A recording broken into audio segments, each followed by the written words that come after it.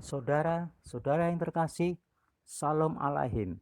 Kami dari CTN Channel menyampaikan berita tentang apa Paskah yang sebenarnya itu. Marilah saudara-saudara, Roh Kudus memimpin kita untuk memahami makna dan arti Paskah yang sesungguhnya. Saya menanyai sejumlah orang percaya apakah Paskah itu menurut saudara. Mereka menjawab, Paskah itu hari penebusan dosa-dosa umat manusia. Paskah itu memperingati kematian dan kebangkitan Sang Mesias Juru Selamat kita. Apakah pendapat mereka itu sudah benar sesuai kitab suci? Mari saudara-saudara, kita akan menelusuri sehingga akan menemukan di dalam kitab suci suatu dokumen resmi yang sah kebenaran hakiki tentang Paskah ini. Untuk itu kita akan melihat, memahami dengan jelas apa yang tertulis di dalam kitab suci mengenai Paskah ini. Kita pertama kali akan membaca kitab Injil Markus pasal 14 ayat 12 sampai dengan 16. Saya akan bacakan dari terjemahan ILT 3. Dan pada hari pertama roti tidak beragi, ketika mereka menyembelih domba Paskah, berkatalah para muridnya kepadanya, kemanakah engkau menghendaki supaya sambil pergi kami dapat mempersiapkan agar engkau dapat makan Paskah? Dan dia mengutus 2 orang muridnya dan berkata kepada mereka, pergilah ke kota dan seseorang yang sedang membawa sebuah kendi berisi air akan menemui kamu. Ikutilah dia. Dan kemanapun dia masuk, katakanlah kepada tuan rumah bahwa guru mengatakan, di manakah ruangan tempat aku dapat makan Paskah bersama murid-muridku? Dan dia akan menunjukkan kepadamu sebuah ruang atas yang besar yang siap diperlengkapi. Persiapkanlah di sana bagi kita. Dan keluarlah murid-muridnya itu, dan mereka tiba di kota dan mendapatkan sebagaimana dia telah mengatakan kepada mereka, dan mereka mempersiapkan Paskah. Saudara-saudara, Sang Mesias dengan murid-muridnya mau mempersiapkan perayaan Paskah. Saudara bisa melihat di sini, Sang Mesias murid-muridnya ini mau merayakan Paskah. Padahal kita tadi sesuai jawaban kebanyakan orang percaya mengatakan Paskah itu memperingati kematian kebangkitan Sang Mesias Juru Selamat kita. Tapi di sini Sang Mesias belum disalib, belum mengalami kematian dan kebangkitan. Mengapa Sang Mesias dan murid-muridnya merayakan Paskah? Lantas Paskah yang mana ini? Nah ini saudara-saudara, mari kita lihat saudara. Kita terus saja lihat berdasarkan dokumen yang asli yaitu kitab suci. Mari saudara, kita telusuri ke kitab yang lain.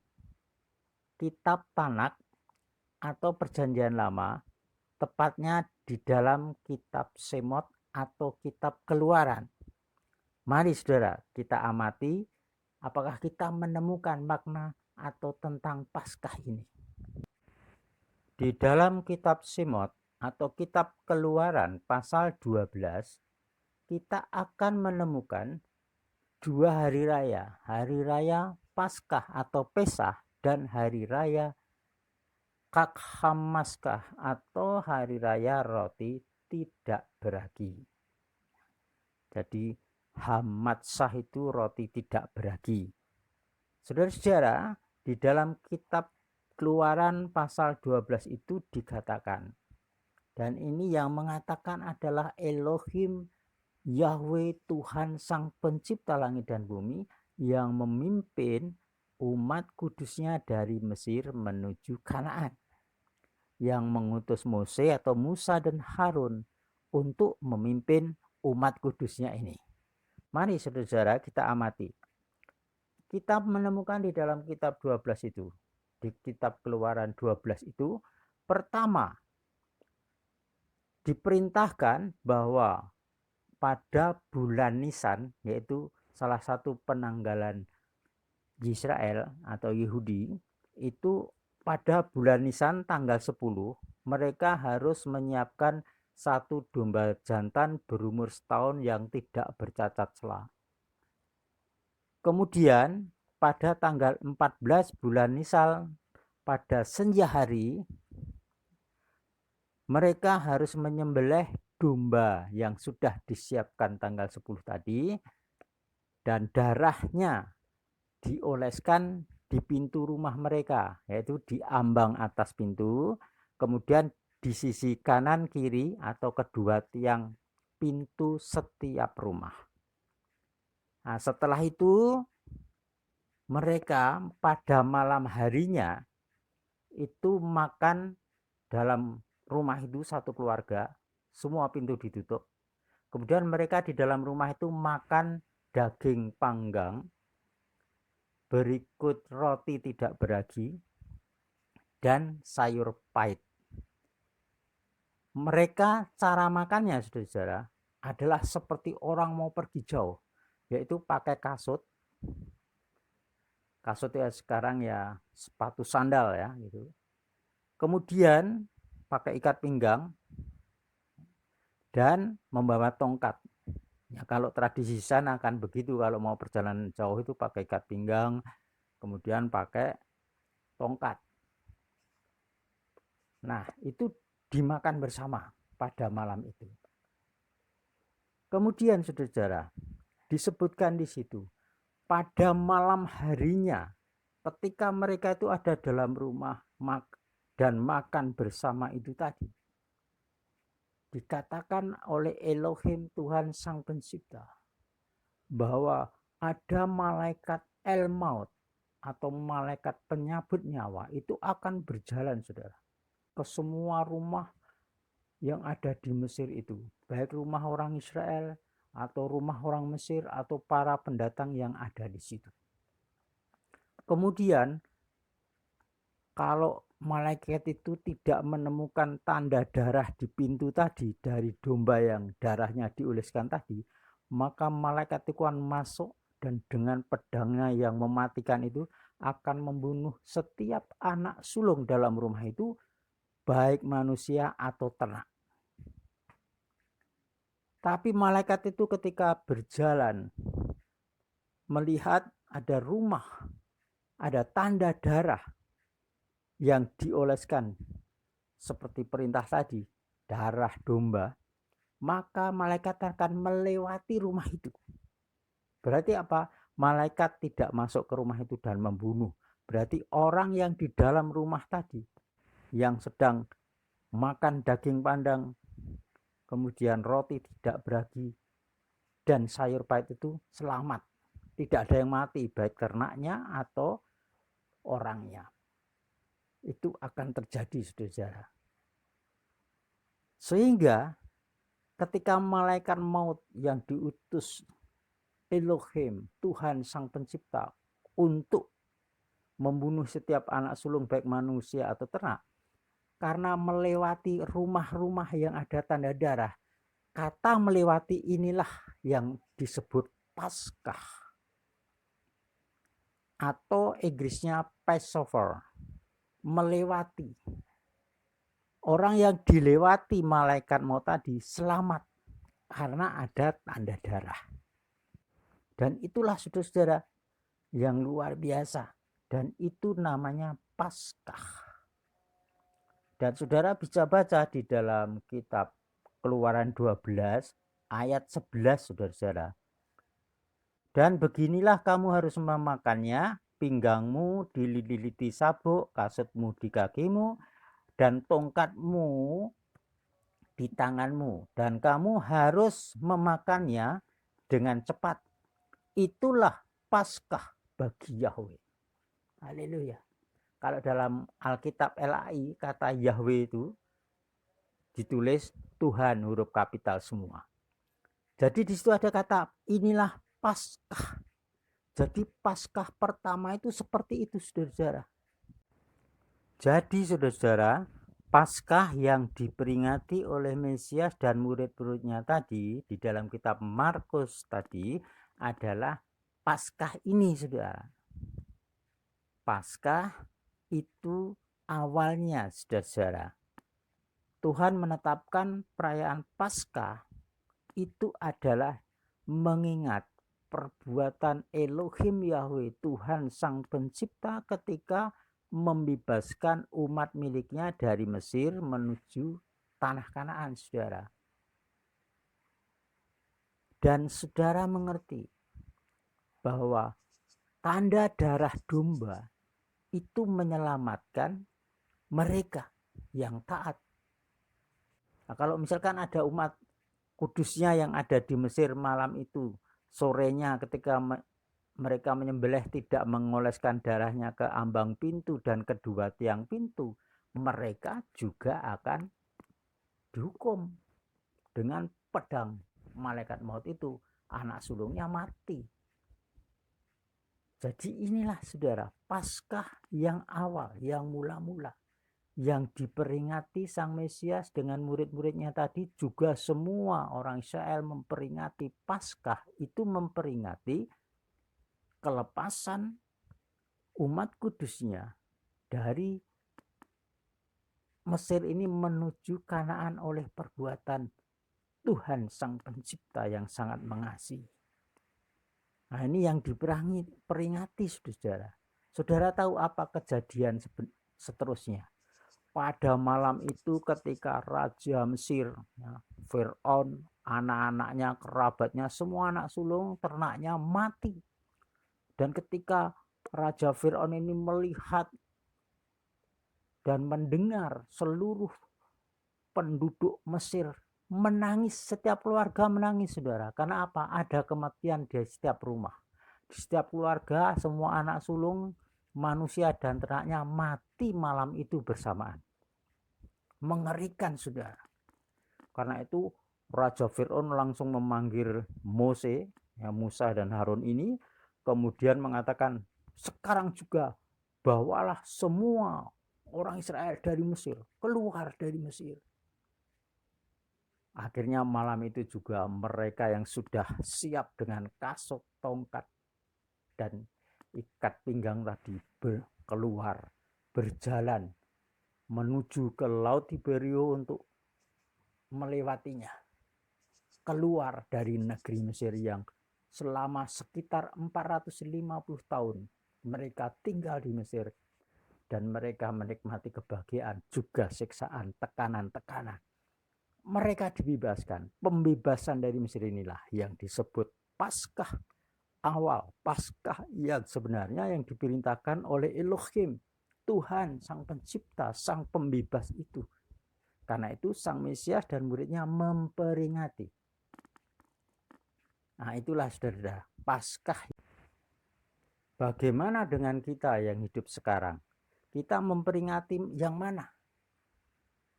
Saudara-saudara yang terkasih, di dalam kitab Matius atau Matius 7 ayat 21 itu dikatakan oleh Sang Mesias, tidak setiap orang yang berseru kepadaku Tuhan, Tuhan akan masuk ke dalam kerajaan surga, melainkan dia yang melakukan kehendak Bapakku yang di surga. Salah satu kehendak Bapa yang di surga adalah kita merayakan hari raya yang sudah ditetapkan oleh Elohim. Nah, hari raya apa itu, saudara? Yang ditetapkan oleh Elohim dalam kitab suci itu ada 7 hari raya, saudara. Saudara bisa baca di dalam kitab Imamat pasal 23. Hari raya yang pertama adalah hari raya Pesah atau Paskah. Ya, itu dilaksanakan tanggal 14 bulan Nisan, senja hari. Kemudian Hari raya kedua adalah hari raya roti tidak beragi atau Kak Hamatsah. Ya. Ini hari raya roti tidak beragi. Itu pertemuan kudusnya hari raya roti tidak beragi itu hari raya yang pertama, pertemuan kudus, kemudian pada hari raya yang ketujuh roti tidak beragi juga ada pertemuan kudus. Selama 7 hari tidak boleh makan roti yang beragi. Jadi mereka makan roti yang tidak beragi. Kemudian hari raya buah sulung. Yang ketiga, yang keempat hari raya Shavuot atau hari raya Pentakosta atau disebut juga hari raya ke-50.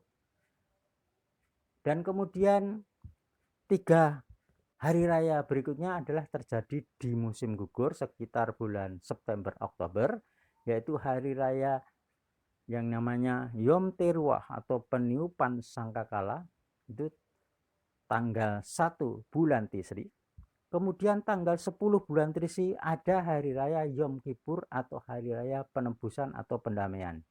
Dan tanggal 15 bulan Tisri adalah hari raya Sukkot atau hari raya Tabernakel. Jadi ada 7 hari raya. Dan yang diperingati Sang Mesias dengan murid-muridnya tadi dalam kitab Markus adalah hari raya Pesah atau Paskah dan roti tidak beragi. Nah, jadi sorenya itu Paskah, senja ya. Malamnya sudah masuk tanggal 15 bulan Nisan, itu hari raya roti tidak beragi hari pertama. Jadi itulah saudara. Nah, kalau kita memperingati kematian kebangkitan Sang Mesias di kayu salib, boleh tidak? Oh boleh. Mengapa itu terjadi? Apa yang dinubuatkan di dalam kitab Semot Keluaran yang kita baca tadi adalah penggenapannya melalui pengorbanan Sang Mesias di kayu salib, saudara-saudara. Itu betul-betul. Karena tanda darah ada keselamatan.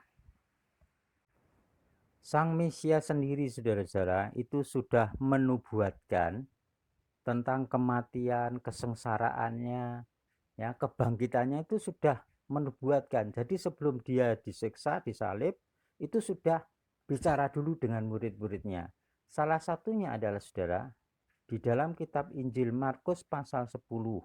Saya bacakan ayat 23 sampai dengan 34 ya. Jadi 33 sampai 34.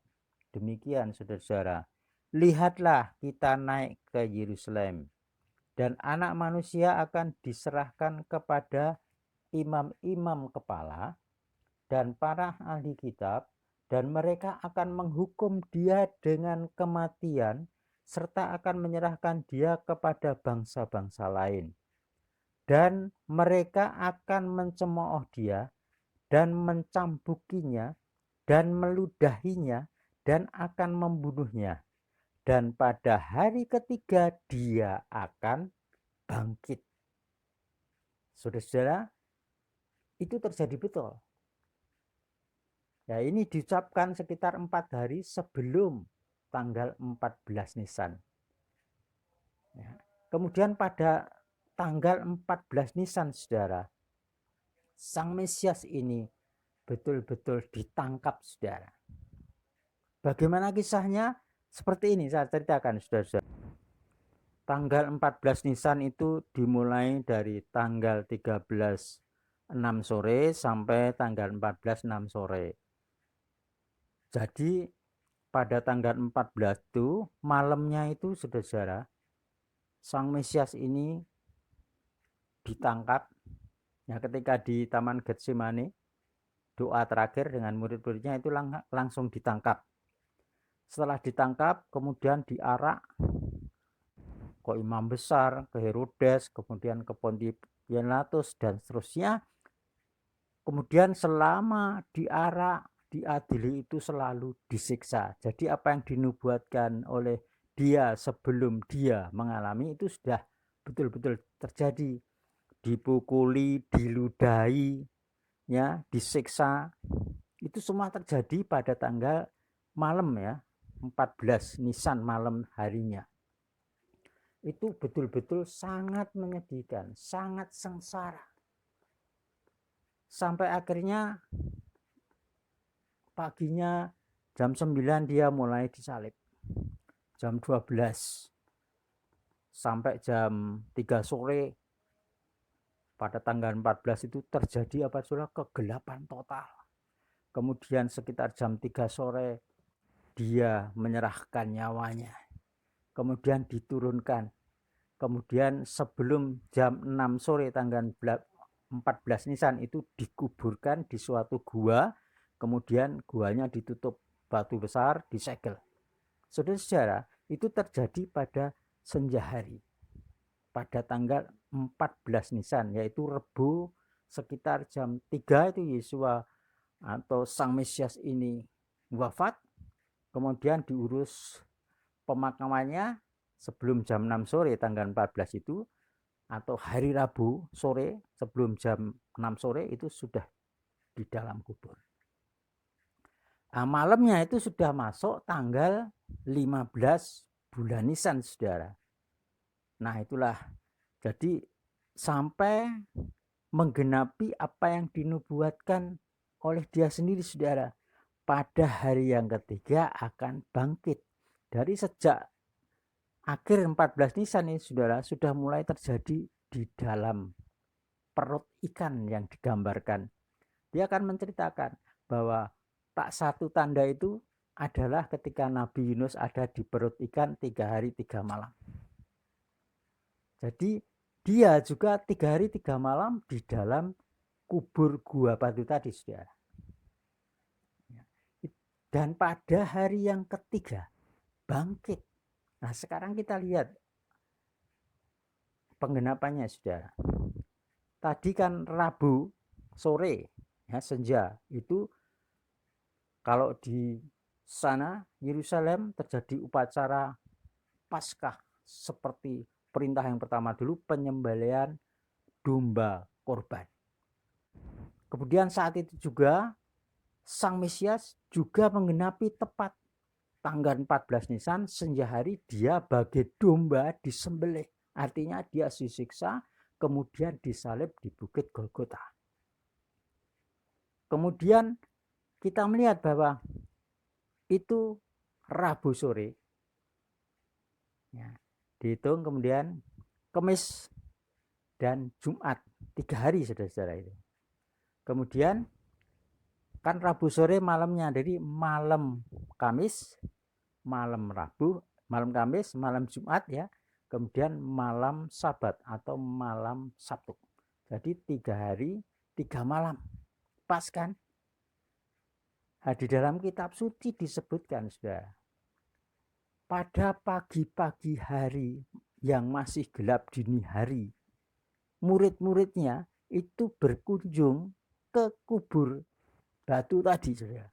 Tapi ketika dia di situ, ingat, pada hari pertama minggu itu, yaitu Rison atau hari Minggu, mereka mengunjungi kubur batu itu, tapi ketika sampai sana pintu kubur yang disegel sudah terbuka. Dan secara singkat mereka ditemui malaikat dan malaikat mengatakan, dia tidak ada di sini, dia sudah bangkit seperti yang sudah dikatakan sebelumnya. Nah, berarti apa, saudara? Ketika dia datang situ pada minggu dini hari, dikatakan kitab suci masih gelap, sudah tidak ada di dalam kubur batu.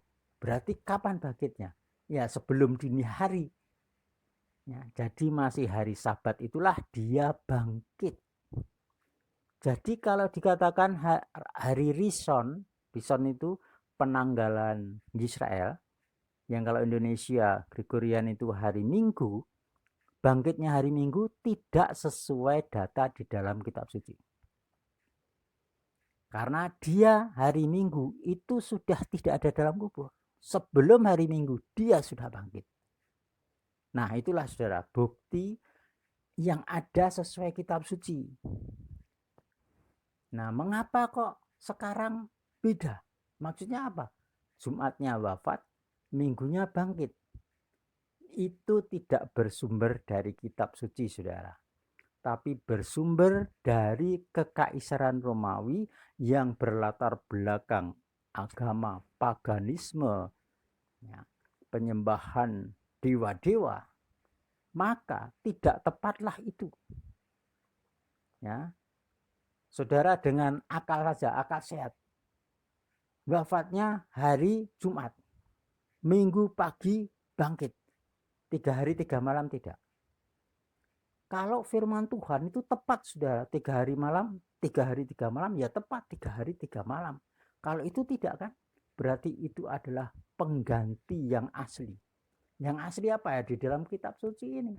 3 hari 3 malam seperti itu. Oleh sebab itu, saudara, sebelum saudara mati di dunia ini, berubahlah oleh pembaruan budimu seperti dikatakan kitab Roma 12 pasal 1 dan 2. Berubah. Artinya berubah, kebenaran kita tangkap meskipun melawan doktrin denominasi, tapi kita sesuai doktrin kitab suci. Kita harus berubah. Sangat jelas di dalam kitab suci, saudara. Seperti yang saya jelaskan tadi, 3 hari 3 malam seperti itu. Jadi dia tidak bangkit pada hari pertama rison itu, tapi sebelum rison dia sudah bangkit. Pada hari Sabat dia bangkit. Itulah yang terjadi, saudara. Karena itu mari, saudara, kita pegang makna Paskah ini. Jadi kalau kita memperingati Paskah itu, kita memperingati dua-duanya, saudara. Memperingati Paskah pertama tadi, kelepasan umat kudusnya dari perbudakan di Mesir, keluar menuju tanah Kanaan, tanah perjanjian, dan mereka diselamatkan pada saat Paskah itu dengan tanda darah, maka digenapi oleh Sang Mesias dengan tanda darah yang tercurah di kayu salib di Golgota. Sang Mesias betul-betul menggenapi seperti yang dinubuatkan Nabi Yunus di dalam perut ikan 3 hari 3 malam. Sang Mesias 3 hari 3 malam di dalam kubur. Dan dia bangkit pada hari yang ketiga. Dia benar-benar bangkit. Tidak mati lagi. Dan dia dibuktikan 10 hari setelah kebangkitannya, dia disaksikan 500 orang dewasa lebih. Di Bukit Zaitun dia naik ke atas, ke Samayim, ke surga. Dan malaikat mengatakan dia yang naik, dia akan datang kembali dengan cara yang sama. Jadi saudara, dia benar-benar bangkit. Sekarang Sang Mesias ada di Samayim di surga, memandang kita. Dan keselamatan itu ada pada tanda darah.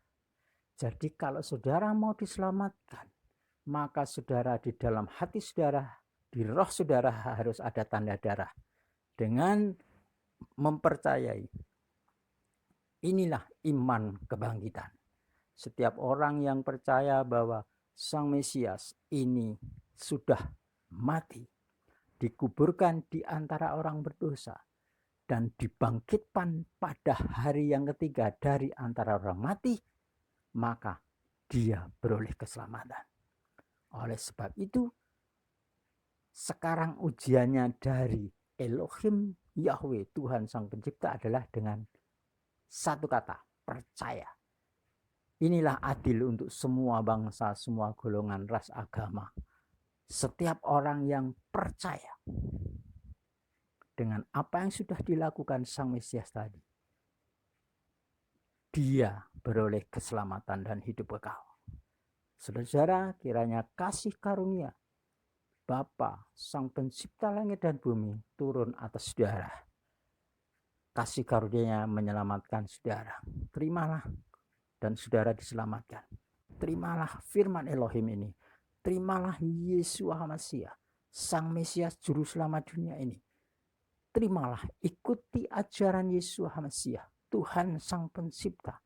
Maka saudara beroleh keselamatan kekal.